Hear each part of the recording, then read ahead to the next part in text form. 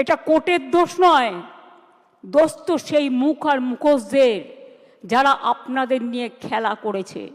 But আমি একটা কথা বলতে চাই, আমি বেঁচে থাকাকালীন যোগ্য প্রার্থীদের কারো চাকরি কেড়ে নিতে দেব না। It is my commitment.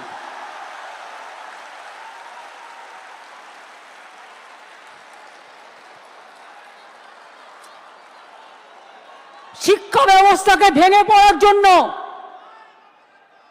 ভেঙে ফেলে দেওয়ার জন্য, শিক্ষা ব্যবস্থাকে ভেঙে ফেলার জন্য একটা চক্রান্ত চলছে, একটা পরিকল্পনা চলছে। 9, 10, 11, 12 টিচাররা gateway of the higher education তারা তৈরি করে। তারা অনেকে খাতা দেখছে, তারা অনেকে গোল্ড মেডালিস্ট আছে, তাদের জীবনে ভালো রেজাল্ট করে এসছে। সবাইকে চোর বলে দিচ্ছেন, সবাইকে অযোগ্য বলে দিচ্ছেন। এই বলবার অধিকার আপনাদের দিল কে? আমি সরাসরি চ্যালেঞ্জ করছি।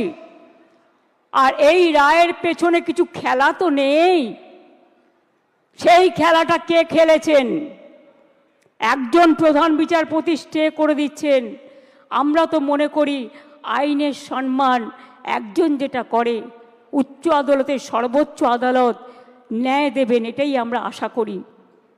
বিচারের বাণী যেন নীরবে নিভৃতে না কাঁদে, এটাই আমরা আশা করি। আমরা আশা করি কণ্ঠ আমার রুদ্ধ আজকে, বাসি সঙ্গীত হারা অমাবস্যার কারা।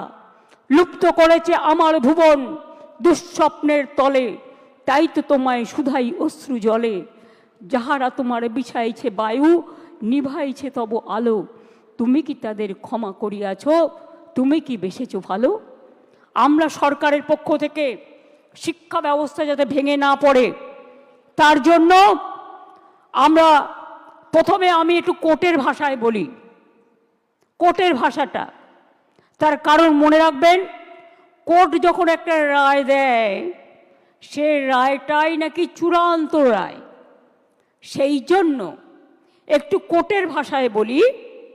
সুপ্রিম কোর্ট বলেনি কে যোগ্য কে অযোগ্য, তালিকা দেয়নি। সরকারকে যোগ্য ও অযোগ্যদের আলাদা করার সুযোগ আদালত দেয়নি। ফ্যাক্ট ফাইন্ডিংয়ের অনুমতিও দেয়নি। সিবিআই যা যা কাগজপত্র চেয়েছিল তদন্ত করার জন্য, এসএসসি সব কাগজপত্র তাদের দিয়ে সাহায্য করে